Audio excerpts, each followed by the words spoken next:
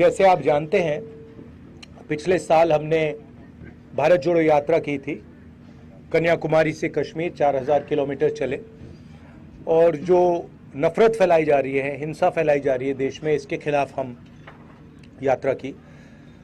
यात्रा में बहुत सारे लोग हमारे पास आए, झारखंड से आए, उड़ीसा से आए, नॉर्थ ईस्ट से आए, बाकी प्रदेश से आए और कहा देखिए आपने भारत जोड़ो यात्रा कर दी, कन्याकुमारी से कश्मीर तक कर दी, मगर झारखंड का क्या होगा, उड़ीसा का क्या होगा, नॉर्थ ईस्ट स्टेट्स का क्या होगा, बिहार का क्या होगा, आपको यहाँ से भी करनी चाहिए। तो इस साल हमने दूसरी भारत जोड़ो यात्रा शुरू की है और इसमें हमने एक शब्द न्याय का लिख दिया है, ऐड कर दिया है, भारत जोड़ो न्याय यात्रा, क्योंकि हमें लगता है कि देश के सामने सबसे बड़ा मुद्दा अन्याय का है। 5 तरीके के अन्याय हो रहे हैं: सामाजिक अन्याय, आर्थिक अन्याय, युवाओं को रोजगार नहीं मिल रहा है, महंगाई बढ़ती जा रही है, पब्लिक सेक्टर यूनिट्स बंद किए जा रहे हैं, सामाजिक न्याय में जाति जनगणना का इशू है, 50% रिजर्वेशन कैप का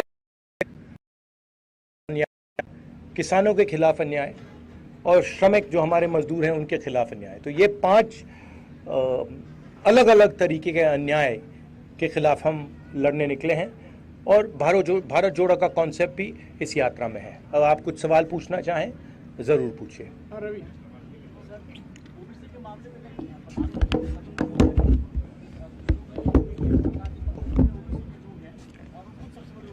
नहीं, क्या बोला?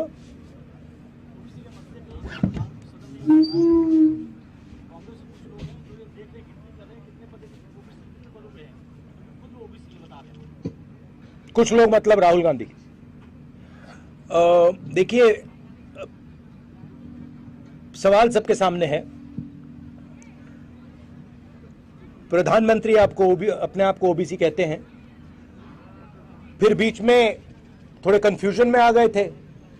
पहले कहते थे मैं ओबीसी हूं, बीच में कहने लगे कि हिंदुस्तान में सिर्फ 2 जात है, एक अमीर और एक गरीब। तो उनको पहले तो ये डिसाइड करना है कि जात हिंदुस्तान में है या नहीं है।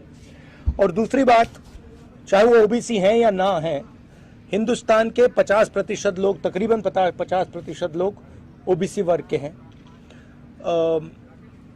दलित 15% हैं, आदिवासी 8% हैं। हम चाहते हैं कि जाति जनगणना हो। हम चाहते हैं जिसकी जितनी आबादी है देश को पता लगे। आज ओबीसी वर्ग को ये नहीं मालूम कि ओबीसी कितने हैं देश में। ये जरूरी क्यों है? क्योंकि अगर हम इनको भागीदारी देना चाहते हैं तो प्रधानमंत्री जो भी कहना चाहते कहें, मगर जाति जनगणना जल्दी से कर दें और उससे घबराएं ना। दूसरी बात, जो हमने 2011 में सर्वे किया था उसके आंकड़े वो देश के सामने रख दें,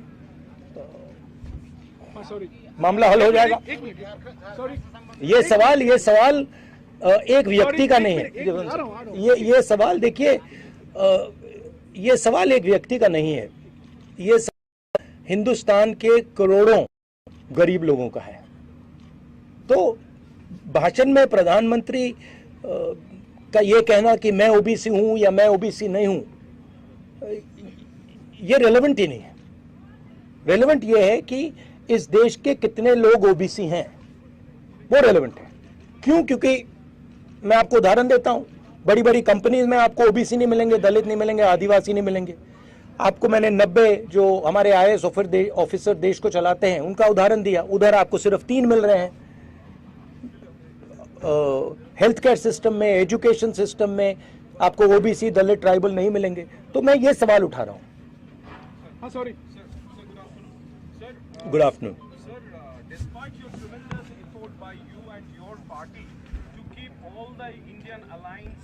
Stakeholders united. Some of your alliance partners is not ready to move an inch, especially from the recent stance, if I specify Mamata Banerjee. What is your take on this? No, that's actually not true. If you look at Mamata ji's statements, Mamata ji is very much part of the India Alliance, and most of the other members who are part of the India Alliance are still members of the India Alliance. Of course, Mr. Nitish Kumar has left the India Alliance and he's gone to the BJP. You can guess as to what the reasons are for him leaving. That's fine. We'll fight in Bihar as the India Alliance. So I don't agree that lots of our partners are not part of the alliance. Haji. Also, there's a negotiation going on. There is a conversation about seat. These are negotiations. So there is posturing, and that is normal. And sir, if your party gets the maximum number. Sorry. You've asked the question. Thank you. Jharkhand के ऐसे भूखंड में आप हैं sir जहाँ से 3 tribal जो major community है उसका ओरिजिन है वहाँ मुंडा एंड खड़िया का ओरिजिन बसिया मुख्यालय से लेकिन एक चौथा ट्राइबल भी है सर यहाँ पर वो ट्राइबल है भूलवासी खान पान रहन सहन ट्राइबल के समान है लेकिन चूँकि जाति प्रमाण पत्र में उसको सर्टिफिकेट नहीं मिलता है ट्राइबल का और वो बड़ा उपेक्षित और वंचित है उसके लिए कोई कार्य योजना अगर झारखंड का बन रहा है तो उसके लिए कोई कार्य योजना इस न्याय यात्रा के अंतर्गत आएगा? ये आप लोकल आंसर कीजिए. लोकल क्वेश्चन है. आराम सर भी यहाँ से पढ़े लोकल आप बोलिए ना. देखिए इशू आज जो हम लोग न्याय यात्रा लेकर के चल रहे हैं उसका क्लियर है. ये बहुत सारी चीज़ें यहाँ स्टेट लेवल पे होनी चाहिए. ये आप एक तरफ कहते हैं कि इनको भी रख लेना चाहिए, वो कहते हैं कि नहीं हम पहले से हैं और नया नहीं होना चाहिए. तो उन दोनों का सामंजस्य बिठाने का काम चल रहा है. उस पर हम लोगों ने एक चाहता हूं और उन्होंने आदिवासियों के साथ जमीन के साथ किया. वो सारे के सारे आदिवासी बोल रहे हैं कि बहुत बड़ा अन्याय किया था उन लोगों ने. थैंक यू भैया. हाजी. एक मिनट. वो उन्होंने आपका जवाब दे दिया. राहुल जी, आप भारत जोड़ो की बात करते हैं, लोगों को जोड़ने निकले हैं. आपके तेलंगाना के सीएम कहते हैं कि बिहार और झारखंड के लोग उसको इमिटेट करते हैं कि ये लेबर के डीएनए से आते हैं, उनका डीएनए में लेबर होना. तो किसी खास वर्ग को खुश करने के लिए किसी खास को नाराज करना, और जब भारत एक हो उसमें ओबीसी, एसटी, एससी, माइनॉरिटी करके बात करना, यूनाइट करके बात नहीं करना, लगता है वैसे वाकई में भारत जुड़ेगा, मजबूत होगा? वैसे ही जुड़ेगा, क्योंकि देखिए सवाल न्याय का है. जैसे मैंने पहले बोला, आप मुझे बताइए हिंदुस्तान के टॉप 200 कॉर्पोरेट कंपनी में मुझे बता दीजिए ओबीसी मालिक का नाम बता दीजिए. अभी बता दीजिए. आप अदानी का नाम सुने हैं, टाटा का नाम सुने हैं, बिरला का नाम सुने हैं? मुझे एक नाम बता दो, ओबीसी नाम मुझे एक बता दो. बोलो ना. नहीं बोलो. नहीं आप बोलो पहले. आपके मीडिया हाउसेज हैं, एक दलित या एक आदिवासी मालिक का नाम मुझे बता दो. बोलो. नहीं सवाल ये नहीं है. सवाल वो उसका भी मैं नहीं सुनिए, बात सुनिए ना. आपने मुझसे सवाल पूछा तो मैं आपको जवाब दे रहा हूं. सवाल जाति जनगणना का सिर्फ नहीं है. सवाल यह है कि इस देश में हिस्सेदारी किसको मिल रही है. कॉर्पोरेट सेक्शन में मैंने आपसे पूछा 200 सबसे बड़ी कंपनियां हैं, 500 ले लीजिए. उसमें से आप उनके सीनियर मैनेजमेंट में आप मुझे ओबीसी नाम दे दो, दलित नाम दे दो, आदिवासी नाम दे दो. आप नहीं. क्यों? क्योंकि वहां नहीं. मेडिकल सेक्टर में मैं पूछता हूं आपसे, प्राइवेट मेडिकल सेक्टर में वहां नहीं दे पाओगे. प्राइवेट एजुकेशन सेक्टर में पूछता हूं, वहां नहीं दे पाओगे. दिल्ली में जो हमारा सरकार को चलाते हैं उधर 90 लोग हैं आईएएस ऑफिसर्स, उसमें से 3 ओबीसी वर्ग के लोग हैं. 5% बजट का उन पर कंट्रोल है, कोने में बैठे रहते हैं. आबादी 50% है. तो अगर आप लोगों के साथ अन्याय करेंगे, हर कदम पे अन्याय करेंगे, तो भारत कैसे जुड़ेगा? आप क्या कह रहे हो और बीजेपी क्या कह रही है? अन्याय होना चाहिए.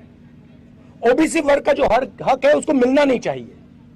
दलित वर्ग जो है, आदिवासी वर्ग जो है, उसका हक नहीं मिलना चाहिए.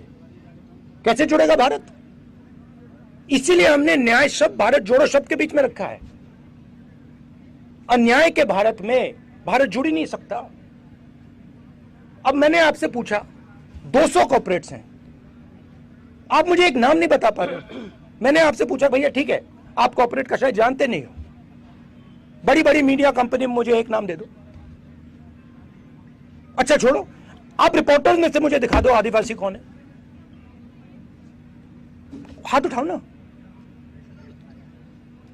कहां है? आप यहां मुझे दलित दिखा दो।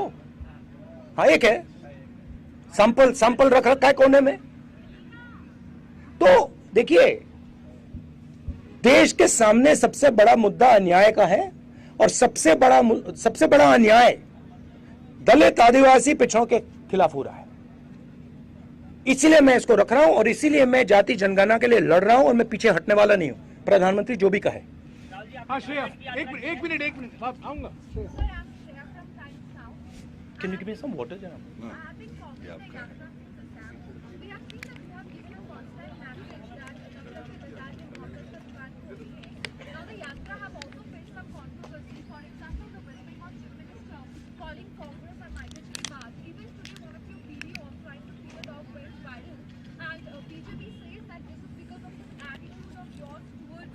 What is the video that went viral?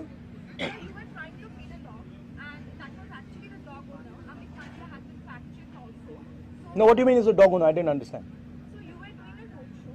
Yes, yes, Where one dog owner came to you with the dog. yes. I called the dog and the owner, he came. So you tried to feed the dog with a stick. After the dog was you handed it over to the dog. Oh yeah, because वो बिल्कुल घबराया हुआ था, कहाँ पर था, और मैंने जब उसको बिस्किट दिया वो डर गया, तो मैंने उसको मालिक को दिया कि भैया आप दे दो, ये आपके हाथ से खा लेगा। फिर वो मालिक ने उसको दिया, वो खा गया।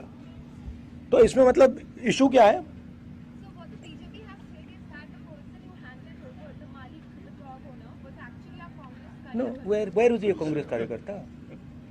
वो कुत्ते को लाया मेरे पास, कुत्ता घबराया हुआ था, मैंने उसको खाने को दिया, वो कांप रहा था ऐसे, फिर मैंने कहा भैया आप खिला दो, उसने खिला दिया। क्या है? नहीं सचमुच ये बीजेपी के लोगों को कुत्तों से ऑब्सेशन क्या है? कुत्तों ने क्या बिगाड़ा है?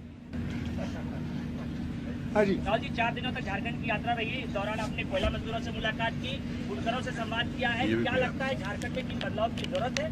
दूसरा सवाल, कल्पना सोरेन से कल आपकी मुलाकात, आपकी क्या बातचीत रही है, क्या होगी? ये देखिए, जो कल्पना जी के साथ बातचीत हुई वो तो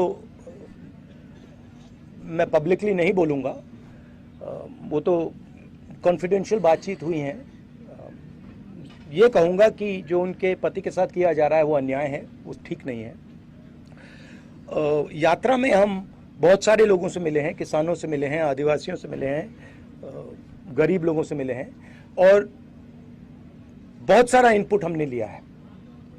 और मैं सोच रहा हूँ कि 2-3 मुद्दों पर चीफ मिनिस्टर से मैं बात करूँ और उनको अप्राइज करूँ कि हमें लगता है कि इन चीज़ों पे थोड़ा फोकस होना चाहिए। ज़मीन का मामला है, सरना कोर्ट का मामला है, तो ऐसे काफ़ी मामले हैं।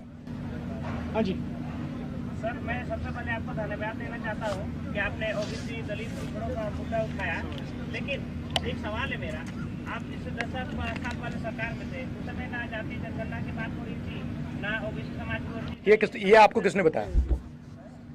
आप फैक्ट्स चेक करके आओ भैया, हमने जाति जनगणना किया है, आप अपने फैक्ट्स ही नहीं जानते। नहीं किया है, लेकिन काफी लंबे समय से बंद था।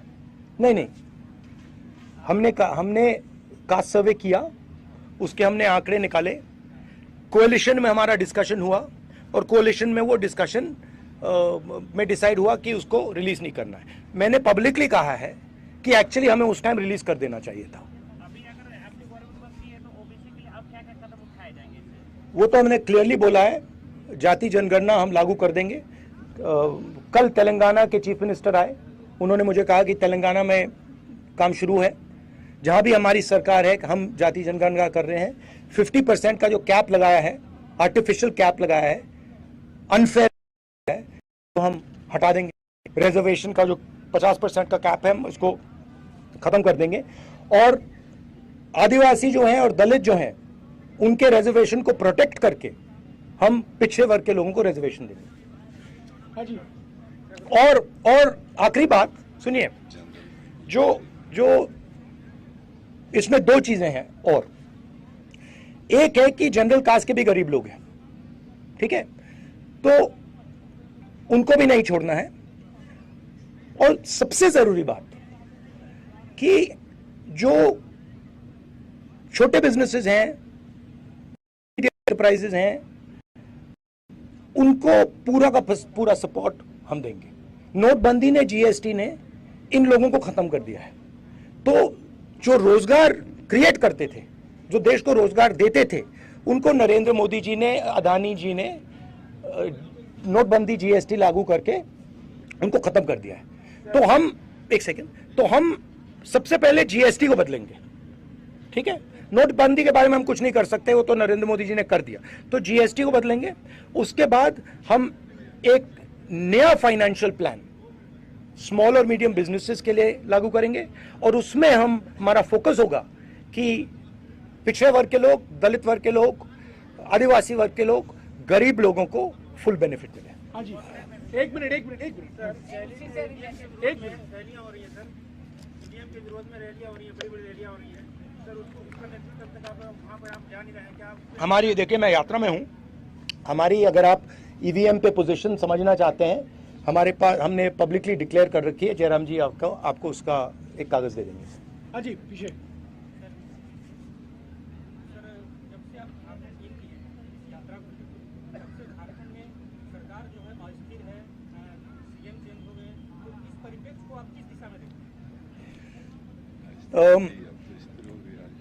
पूरे देश में ED, CBI, income tax opposition पर आक्रमण कर रही है।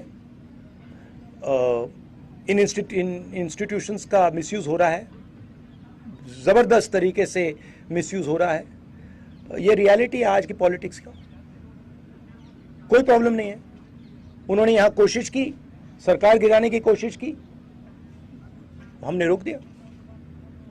तो हम लड़ते रहेंगे, मगर ये सच्चाई है कि चाहे वो इलेक्शन कमीशन हो, चाहे वो एजेंसीज हो, चाहे वो ब्यूरोक्रेसी हो, चाहे वो पुलिस हो, इन सब का मिसयूज हो रहा है, पूरे देश में मिसयूज हो रहा है।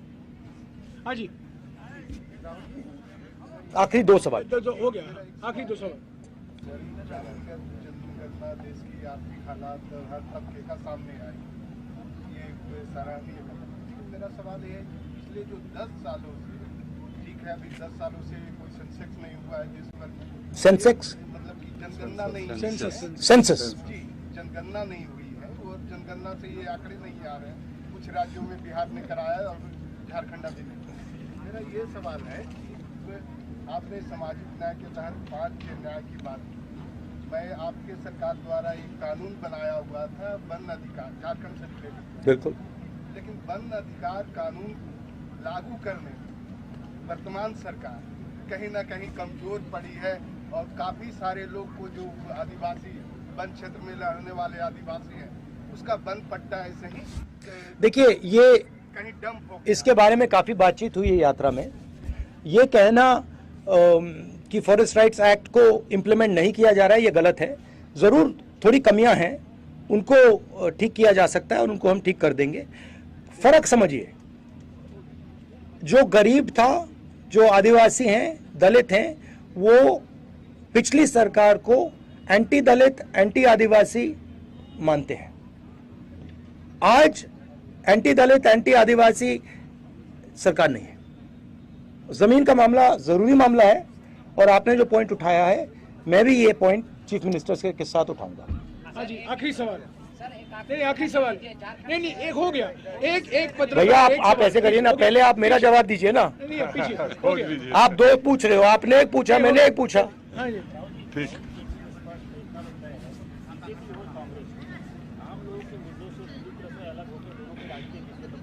सॉरी, क्या? बीजेपी हो या कांग्रेस हो, किसी की सरकार हो, आम व्यक्ति तक वो विकास योजनाएं नहीं पहुंच रही जो पहुंच रही। आपको ये किसने कहा? सर मेरी बात नहीं हो जाती है सर। जैसा आपने कहा कि आज एसटी कोई कहीं मालिक नहीं है, कोई ओबीसी नहीं है, तो आखिरकार इस सवाल का जवाब तो आपने दिया कि आप आएंगे तो करवाएंगे, लेकिन आखिरकार इसके लिए जिम्मेवार कौन है? जिम्मेदार कौन है? ये एक प्रोसेस है, ठीक है, ये प्रोसेस चल रहा है, इंडिपेंडेंस के पहले से चल रहा है, और इस प्रोसेस के सबसे बड़े कदम कांग्रेस पार्टी ने लिए हैं। आजादी के लिए हम लड़े, हरी क्रांति हमने दी, सफेद क्रांति हमने दी, एजुकेशन सिस्टम हमने लागू किया, जनता के साथ मिलकर टेलीकॉम रेवोल्यूशन हमने किया, तो अब हमने एक नई कमी देखी है, उस कमी को हमने एक्सेप्ट किया है, उसको हम बदलना चाहते हैं, उसको हम ठीक करना चाहते हैं। हमें साफ दिख रहा है कि देश में पिछड़ों के खिलाफ, दलितों के खिलाफ, आदिवासियों के खिलाफ अन्याय हो रहा है। अब हम इसको ठीक करेंगे। जाति जनगणना पहला कदम है, ये मत सोचिए कि ये लास्ट कदम है, ये पहला क्रांतिकारी कदम है। इसके बाद काम शुरू होगा। इस कदम से देश को पता लग जाएगा किसकी कितनी आबादी है, गिनती हो जाएगी। जैसे मैंने कहा, देश का एक्सरे हो जाएगा, सबको पता लग जाएगा, ओबीसी को पता लग जाएगा कि भैया मीडिया में तो हमारा कोई आदमी नहीं है, एक भी नहीं है, कॉर्पोरेट में हमारा एक भी आदमी नहीं है, हिंदुस्तान सरकार में हमारा एक आदमी नहीं है, और हमारी आबादी है 50%। तो दूध का दूध, पानी का पानी हो जाएगा। उसके बाद काम शुरू होगा, उसके बाद मजा शुरू होगा। थैंक यू, बहुत अच्छा लगा आपसे बात करके।